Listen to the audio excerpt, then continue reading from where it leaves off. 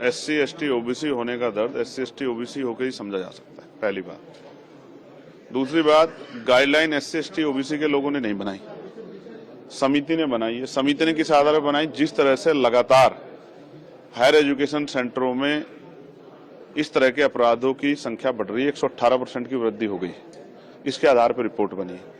पहली बात यह है, जो लोग विरोध कर रहे हैं 90% लोगों ने शायद पढ़ा नहीं है, क्योंकि उन्होंने उसमें आर्थिक रूप से कमजोर वर्गों के बच्चों को भी जोड़ा है, दिव्यांगजनों को भी जोड़ा है, तो सिर्फ SC ST के लिए नहीं, OBC को भी जोड़ा है। तो मेरी समझ में ये नहीं आ रहा है कि जब उसमें EWS यानी कि आर्थिक रूप से कमजोर वर्गों को जोड़ दिया गया है, जिसमें सारे ही सामान्य जाति के बच्चे हैं, ये अलग जो है आर्थिक रूप से कमजोर वर्ग है जिसमें SC ST OBC नहीं है, सिर्फ सामान्य जाति के बच्चों को 10% आरक्षण दे दिया गया है, तो उनको भी उसमें ऐड कर लिया गया, तो फिर किसी को दिक्कत क्या हो रही है? फिर वो सामान्य के, दलित के और पिछड़ों क्या? मैं तो इसको एक ट्रैप मानता हूँ।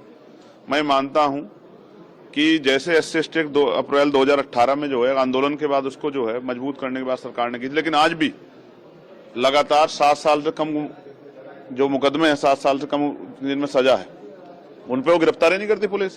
तो इम्प्लीमेंटेशन सबसे इंपॉर्टेंट होता है, तो सरकार इंप्लीमेंट तो करा नहीं पा रही।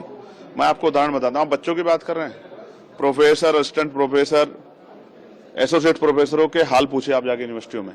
आप कोई PSU उठा लीजिए जहाँ रोस्टर फुलफिल हो रहा हो, जहाँ प्रमोशन दिया जा रहा हो, आपको DOPT गाइडलाइन फुलफिल हो रही है 45 दिन वाली, उसे भी छोड़िए। आप कोई सी सरकारी डिपार्टमेंट उठा लीजिए। अब मैं आपको इसी की बात करता हूँ, केंद्रीय विश्वविद्यालयों में सामाजिक न्याय सरकार का सुनिए, 45 विश्वविद्यालय हैं, एक SC का कुलपति, एक ST का और 5 OBC के, 45 में से 7। कितना सामाजिक न्याय देखिए। उससे आगे बढ़िए, OBC के 80% पद खाली है, ST के 83% पद खाली है और SC के 64% पद खाली है।